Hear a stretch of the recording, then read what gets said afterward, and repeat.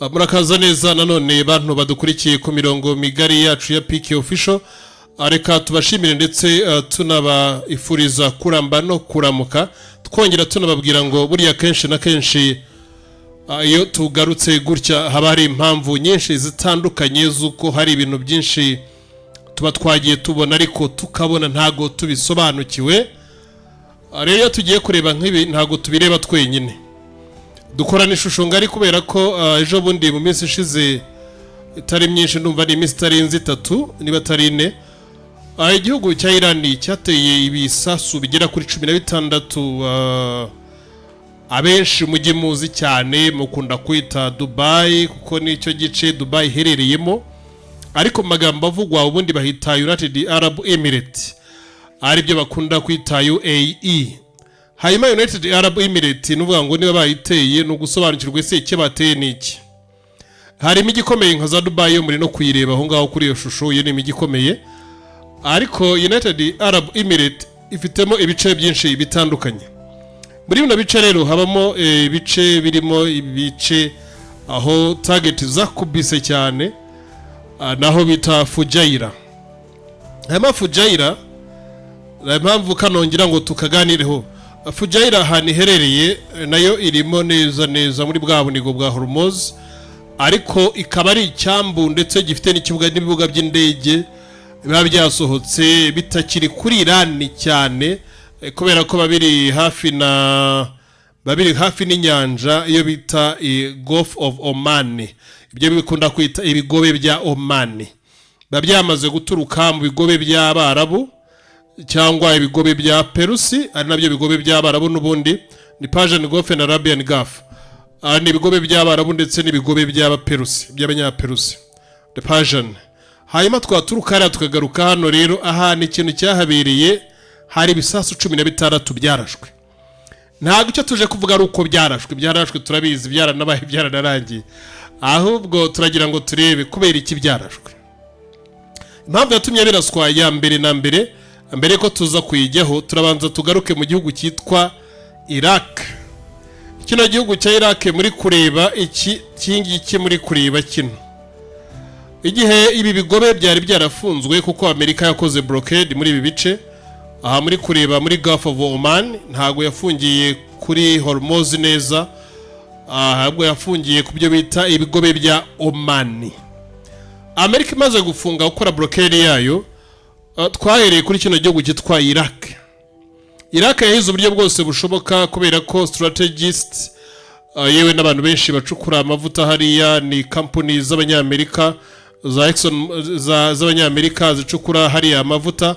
Hayimeze company z'Abanyamerika zicukura amavuta hano muri Iraq zabashije kwishakira inzira yo gucururizamo amavuta akagera muri Turukiya agahita ajya ku isoko nk'ibisanzwe yagera mu Bugiriki mu Buholande za Bulgaria n'ahandi hose aragenda akahagera ye.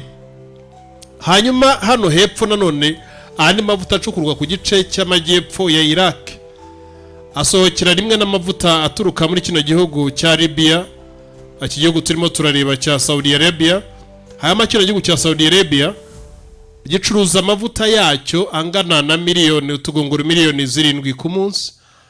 Ntago turahagarara utwo tugunguru gucuruzwa ku isoko. Hanyuma tuno tugunguru tungana na miliyoni 7 ku munsi ducuruzwa muri iki gihugu tugasohokana n'utundi tugunguru tugera kuri miliyoni 2 za Iraq zigahinduka miliyoni 9. Hanyuma Iraq igacuruza utundi tugunguru twayo miliyoni 3 tugaca mu gihugu cya Turukiya. Hanyuma rero twagaruka hano muri Bahrain ino migi yindi isa nkaho harimo Bahrain nayo amavuta yayo make cyane angana na miliyoni tugunguru miliyoni 1 natwe tukanyura muri Saudi Arabia. Ubwo Saudi Arabia ku munsi umwe icuruza tugunguru tungana na miliyoni 10 z'utugunguru ku munsi uyu one day for only just a day ku munsi umwe wonyine. Hayima ejo bundi twagiye twumva amakuru ari kuvuga ko United Arab Emirates yikuye mu masezerano ya OPEC. Hanyuma kuva amasezerano ya OPEC na amasezerano yamaze imyaka 60 abantu bose bacuruza ariko uhagarariye isoko ari Saudi Arabia ndetse Saudi Arabia umutekano wayo mu biganza byayo hafi ya wose burya uba mu maboko y'ibiganza by'Abanyamerika. United Arab Emirates nayo umutekano wayo ku ruhande rwinshi buriya nabo mu biganza by'amaboko y'abanyamerika.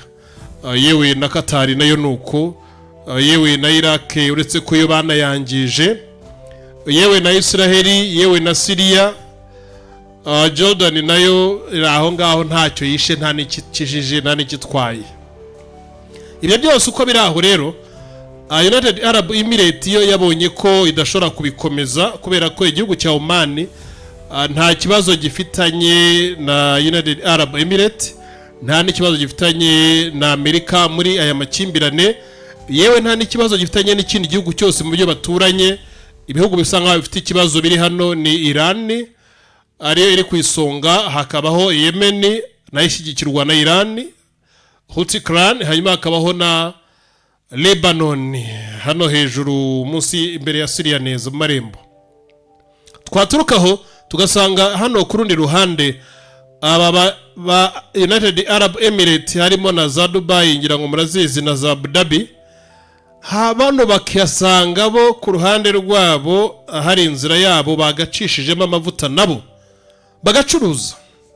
No kuvuga ngo ibihugu byose bibonye inzira bicamo bigacuruza, Iran hano yasigara imeze nkaho ariyo yonyine yafatiwe ibi hano.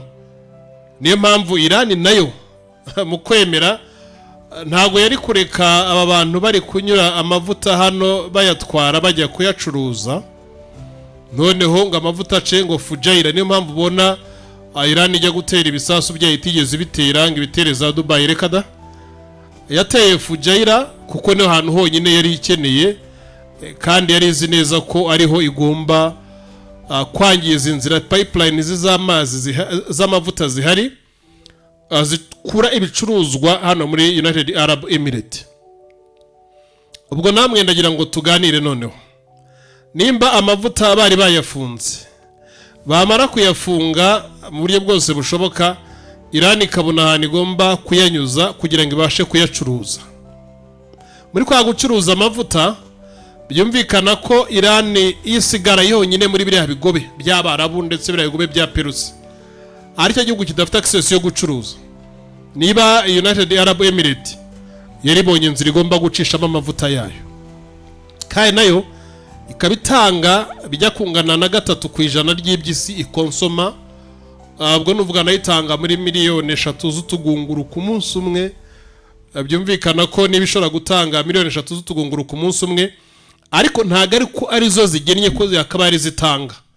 Ahubwo ikintu cyabayeho mu nyigo zabayeho, ikintu cyaje kuba cyaba nuko Iran mbere byayifashaga kuba ziriya blockades zigifite akamaro, kuko byatumaga ibihugu bindi hafi ya byose byashyira pressure kuri Amerika. Ariko Iran ikimara kubona ko ibi bihugu hafi ya byose nabyo ntacyo byayifasha gushyira pressure ku banyamerika, bahisemo gufata inzira yo kuvuga ko yenda nabo niba ari ikibazo bafite, yewe n'abandi bagomba kukigira nkabo. Nta mpamvu yo kugira ngo bagire ikibazo abonyine mu gace hanyuma abandi icyo kibazo ntibakigire. Icyo rero nicyo kintu cyabashije kuba cyabaho, aho Iran nawe yavuze ngo bagomba gufunga inzira za Habashan Fujairah Oil Pipeline, arizo nzira zacizagamo amavuta menshi ajya n'ubundi kuri bya bigobe byitwa ibya Oman. Kandi agira ngo noneho tukagendana, kuko iyi ntara ya Fujairah ntago ari intara ntoya, nayo ni intara nini. Iyi nayo ni airport yabo, urabona ko ari nini cyane.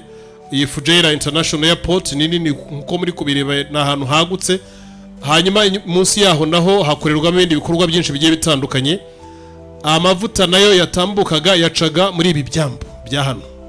So niba amavuta yacaga muri kino cyambo rero, ntago Iran yari kwemera ko bo bacishaho amavuta ngo bakomeze bacuruze, none Iran igaragare ko ariyo yonyine isigaye muri kiriya kirere itemerewe kongera gucuruza. Cyaba ari ikibazo gikomeye, namwe mubitekereje mu buryo buri politike. Ntago byakunda, uretse ko abanya-Iran ubwabo bari guhakana ko ibitero ngo atari bo babiteye. Bamaze kubihakana nka 2-3 bumvikanisha ko atari bo bateye ibi bitero byo gutera muri Fujairah, ko ngo babishaka n'ahandi henshi bari gutera, ariko ngo ibi bitero ntago ari bo babiteye. Twaragize tukibaza ngo ko batemera neza ko bateye ibi bitero byaba byaratewe nande. hanyuma radari zose ko zicapturinga zigasanga n'ubundi bisasu byateye kuri izi pipeline ndetse n'izi port zacagaho amavuta y'abanya UAE iyo bita United Arab Emirates, tugasanga ibyo bisasu byaraturutse muri Iran. Kandi Iran nayo ahantu iherereye nuvuga ngo bino bihugu bindi byose yewe na Dubai ni United Arab Emirates iza kubona inzira icishamo amavuta yayo, byari gusigara ari ibintu bitatu bitandukanye kuko nta namwe byari kuzigera byongera guhurira na Iran. Na Iran ubwayo yari gusigara iri mu bihano yonyine nkayo, ariko nta bindi bihugu bigaragara ko yateje umutekano muke biri guhuza ibihano. Haba ibyo bihano nanone bikaba biri kugira ingaruka zitari nziza kuri Iran, kubera ko Iran iri guhomba amadolari y'amanyamerika menshi buri munsi, kubera ko n'andi make yacuruzaga mu bihugu birimo za Ubushinwa, harimo ibihugu bya Singapore, harimo Japan, harimo ibihugu bya Korea y'Amajyepfo. Urebye Iran ni isa nkaho yabiherezaga amavuta ku kigero kinini. Iran nayo ntago iri gucuruza kubera ko abanyamerika bakoze blockade, bamaze kubloka igice cy'isi, ibyo bintu byose byacagamo. Twabitekereza rero uyu munota tukibaza ngo nimba agace konyine Iran ifiteho uburenganzira gufatisha kugira ngo ikomeze igaragaze yuko nayo igomba gukemurirwa ikibazo, agace gato ngira ngo ku ikarita muri ukareba ko ari gato ka United Arab Emirates nto cyane ku buryo nubwo bishyize hamwe nta nubwo bashobora kungana na kimwe cya kabiri cy'igihugu baturanye nka Oman cyangwa Yemen, kandi bo ni state zigera kuri 6 z'Abarabu zitandukanye. Nuvuga ngo nizo zonyine zimeze nkaho zifitwe bugwate na Iran kugira ngo Iran ikomeze igaragaze ku ruhando rw'isi katari iri guhomba yonyine, yewe n'ibice abanyamerika bateramo inkunga nabyo biri guhomba.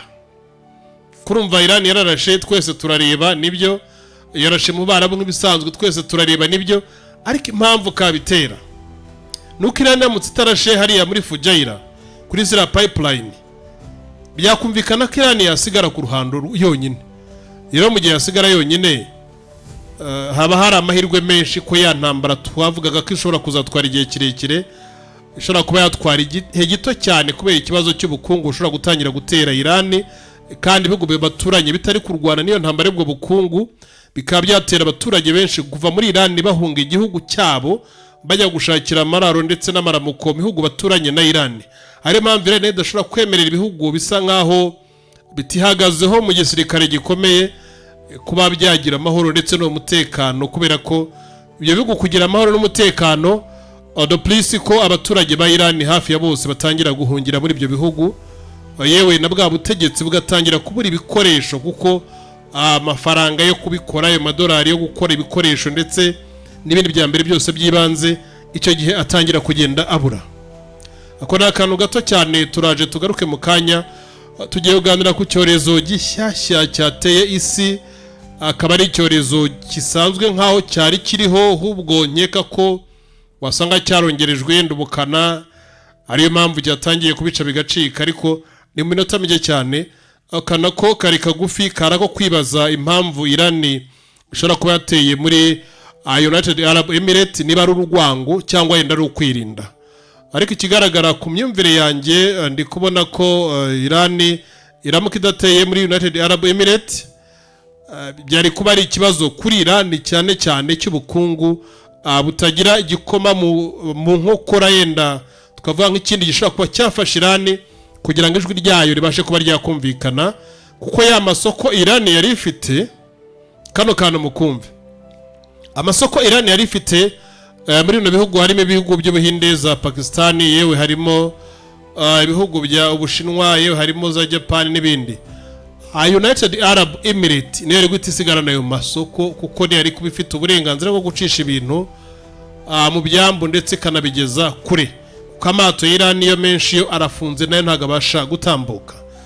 We love you so much. Reka tugaruke mu kanya tuganira ku cyorezo karundura kiri kubica bigacika mu mpande nyinshi z'isi. Ntago cyo kirabica cyane, ariko abanyamakuru ndetse n'itangazamakuru social network ayo nkuru yo nta na hamwe itari uyu munsi yamaze kuba ikimenywa na bose. Kiza gihari nuko ari virus ifite n'ubukana abantu benshi bakwiga uburyo babwirinda biramutse bitabaye ngombwa, kuko ntago ari flu virus, ntago ari virus igendera mu kirere, ahubwo ni virus ishobora gutangirira mu mwuka, ariko ikaba ishobora kurangira abantu kuyanduzanya bisaba ngo babe bamaze kwegerana cyangwa gukoranaho, guhomekeranaho, ariko bitari muri distance ndende, kuba yenda bari kumwe n'icyo gishobora kuba cyatuma ibasha kuba yakwaguka cyangwa ikagera kure. Byiza ari abahanga bari kubirwanya ndetse bari kurwanira hafi ngo barebe ko iyo virus idashobora kuba yagera kure birenze. Kairani Karako, turagaruka mu kandi kanya. Bya biganiro byacu twagize ngo tuzaganireho nabyo ntago turatangira kubiganiraho, tuba tukiri ku updating. We love you so much.